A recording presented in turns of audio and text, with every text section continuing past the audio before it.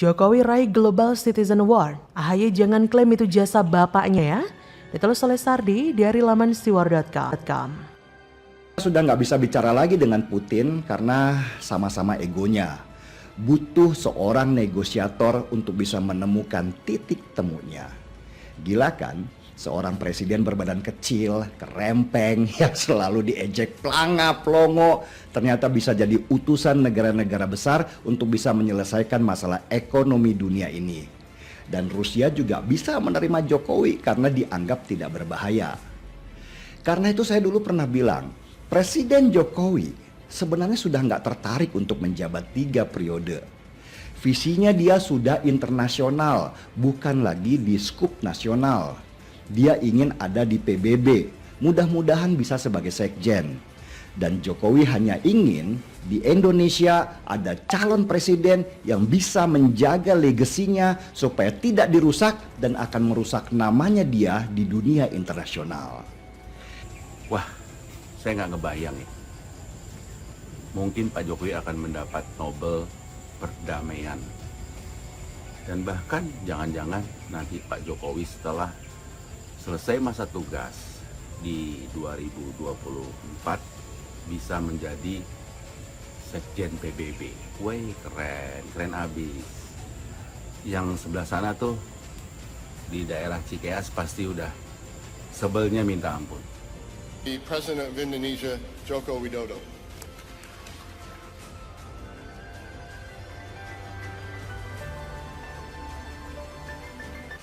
Penghargaan Global Citizen Award ini sangat berarti bagi saya, tetapi yang lebih berarti adalah dunia yang damai, yang makmur, dan yang berkeadilan.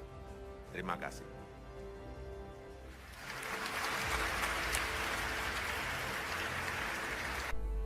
Baru-baru ini Presiden Jokowi kembali mendapatkan pengakuan bergengsi dari dunia internasional, meskipun kita semua sudah tahu Jokowi sudah diakui kepemimpinannya di mata internasional.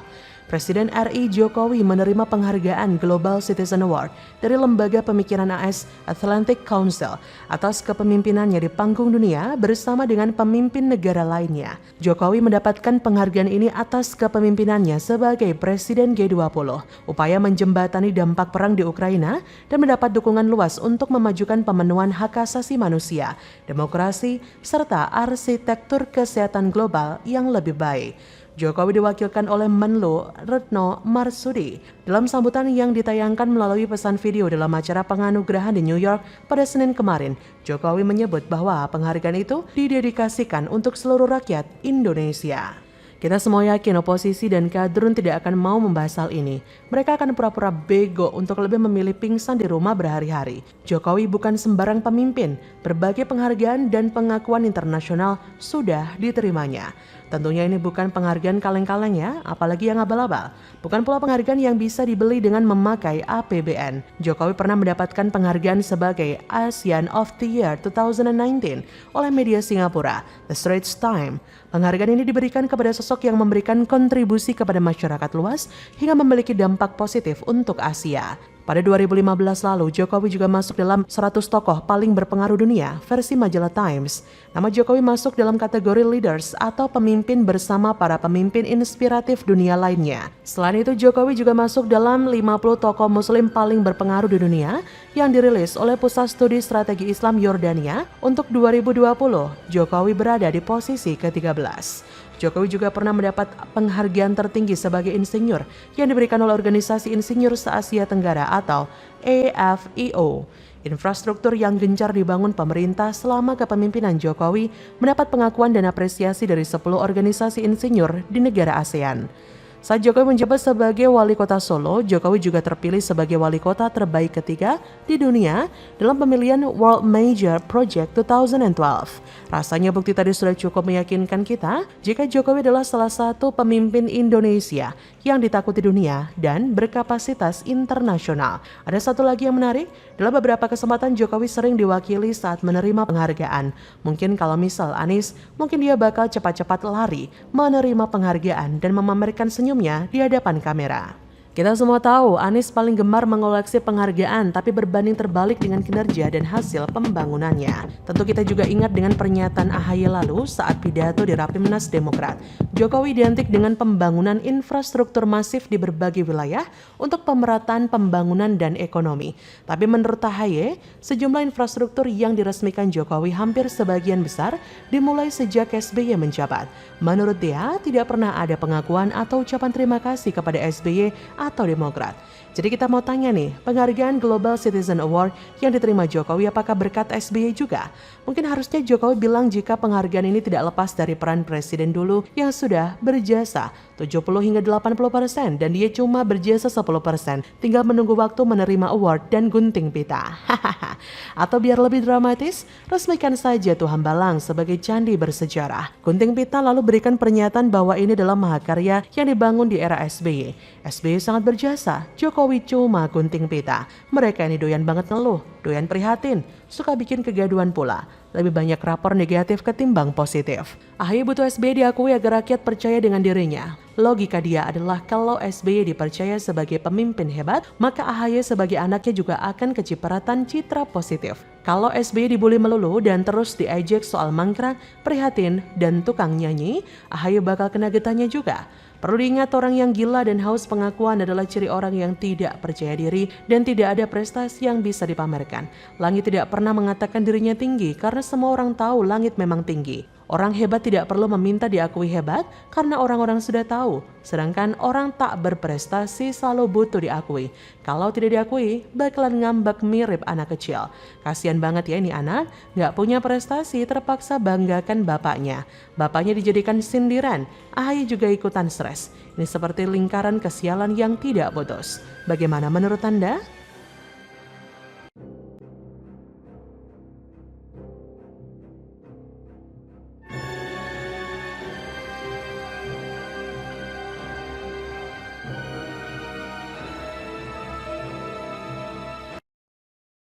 Anissa Pohan suka ikut meriahkan isu tapi diserang balik malah marah. Kok baperan? Kayak piye lomba, mbak.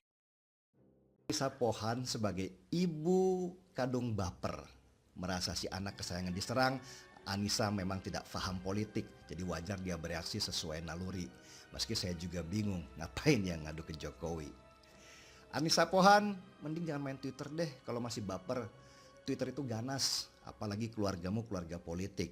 Sindiran, ejekan, bulian, biasa di situ. Di sana tarung bebas, bukan media sosial khusus masak-memasak.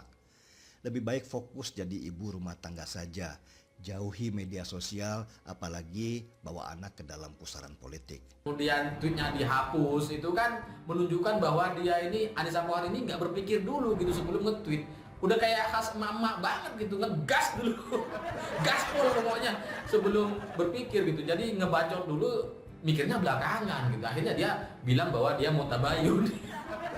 Ini lucu gitu. Itu artinya apa? Dia selama ini nggak tabayun, bikin kali ini, bikin apa namanya pernyataan-pernyataan yang nggak mikir gitu. Indonesia ini adalah pembelajaran yang sangat buruk untuk politik di Indonesia. Partai harus mulai belajar untuk dewasa, matang, mengelola diri sendiri. Jangan sedikit-sedikit baperan, jangan sedikit-sedikit mencari perhatian, jangan sedikit-sedikit ketua umumnya panpol, panjat politik. Apalagi ini kalau ditambah dengan pansos, panjat sosial, aduh, semakin memalukan. Entah apakah ini strategi Partai Demokrat ataukah memang tabiat keluarga AHY yang tukang nyinyir karena satu keluarga itu mulai dari bapaknya, anaknya, serta istrinya nyinyir semua. Bahkan saudara AHY, Ibas, yang menurut Andre Rosiade jarang hadir di rapat komisi itu juga ikut-ikutan nyinyir. Lantas seperti apa sih konten nyinyir yang diproduksi oleh anggota keluarga sang mantan tersebut? Kita mulai dari AHY. Dalam videonya yang viral beberapa hari belakangan, AHY begitu bersemangat mengatakan bahwa di era bapaknya banyak banget pembangunan direncanakan, dipersiapkan, dialokasikan anggarannya, dimulai pembangunannya, sehingga banyak yang sudah terbangun 70%, bahkan sudah ada yang 90%. Enaknya Jokowi, tinggal gunting pita. Sedangkan Ibas lain lagi, tetapi tetap saja pada intinya memberikan kritik yang gak ada solusi. Dengan pernah menyebut failed nation atau Indonesia adalah bangsa yang gagal. Padahal saat-saat bangkit dari pandemi seperti saat ini, yang mesti disebarluaskan adalah pesan optimis bahwa kita mampu keluar dari masalah pandemi, bukan malah bikin down orang lain. Ya, tapi begitulah kura-kura keluarga Yudhoyono, mentornya aja SBY, suka baper. Tentu penyakit baper ini menular pada anak-anaknya dan anggota keluarganya yang lain. Lantas gimana dengan Putri AHY, Almira? Seperti apa sih nyinyirannya kepada pemerintah? Nah ternyata Almira ini pernah bikin surat terbuka kepada Presiden meminta agar diterapkan lockdown dalam rangka menangani pandemi COVID. Pertanyaannya, bagaimana mungkin anak SD sudah mengerti soal lockdown? Menurut hemat penulis sih, kalau teman-temannya yang lain sesama anak SD juga diberikan tugas yang sama oleh gurunya, yaitu bikin surat terbuka, pastilah tidak akan ada yang membahas soal lockdown, Ferguson. Palingan yang dibahas adalah soal pentingnya belajar supaya pintar, serta pentingnya disiplin supaya dapat meraih cita-cita. Jadi kesimpulannya, si Almira ini kayaknya cuma jadi alat politik saja. Siapa yang memperalat? Ya, penonton semuanya pasti sudah tahu ya. Dan lucunya lagi, ketika orang mengkritik balik soal permintaan lockdown yang tidak masuk akal dilakukan oleh anak SD itu, ibunya malah naik pitam, marah-marah coy. Terakhir, Mbak Anissa beberapa waktu lalu viral juga cuitannya. Anissa Pohan melalui akun Twitternya, mantan presenter olahraga TV tersebut mengatakan, "Kini kami di luar kekuasaan, jalankan checks and balances. Insya Allah Demokrat istiqomah, tetap gigih dalam berjuang untuk kawal dan perjuangkan harapan rakyat. Terima kasih Pak SBY, AHY pemimpin berprestasi." Apa hubungannya berada di luar kekuasaan? Terima kasih Pak SBY dan AHY pemimpin berprestasi. Ya, rada sulit ya untuk mencerna pernyataan dari Anissa Pohan itu. Lagian apa sih buktinya AHY berprestasi? Lawang kader partainya aja banyak yang kabur berkat ketidakadilan yang mereka terima selama ini. Sudah tahulah Anda semua apa yang saya maksudkan? Nah, hal ini juga kemudian yang membuat Anissa Pohan langsung diketawai oleh netizen. Seperti akun Twitter @onairiano, hahaha, sambil menertawakan cuitan dari Anissa. Kemudian dari akun Twitter @hari1967, ngakak so hard. Kemudian dari Twitter @espriyatna05, pemimpin berprestasi, wah kakak, si kakak ngelawaknya keterlaluan. Kemudian dari akun Twitter @lin_aprilia, mungkin ada benarnya juga peringatan sebaiknya anak tidak dibesarkan dari uang hasil korupsi. Kayak gini kok pengen jadi ibu negara, suka menghina rakyat sendiri. Waduh, sakitnya tuh di sini Ferguson. Padahal suami Anissa itu kan mau jadi presiden loh. Entah kenapa kelakuannya kok jadi kayak gitu. Karena jelas ulah nyonya Cikias tersebut secara tidak langsung telah menggali kuburan untuk karir politik suaminya dan Partai Demokrat sendiri. Nyinyirannya yang tanpa solusi itu kerap kali membuat orang, khususnya pendukung pemerintah, benci atau antipati pada AHY. Padahal suara pendukung dari Jokowi atau pemerintahan itu terbanyak loh se-Indonesia, yaitu lebih dari 85 juta. Kenapa sih Anissa nggak berusaha menarik simpati mereka daripada tampil seperti aktivis LSM atau bajer-bajer balai kota tersebut? Namun, lagi-lagi ini malah jadi pertanda kalau Demokrat memang akan jadi partai guram pada waktunya. Jadi bagaimana menurut Anda? Awas baper loh.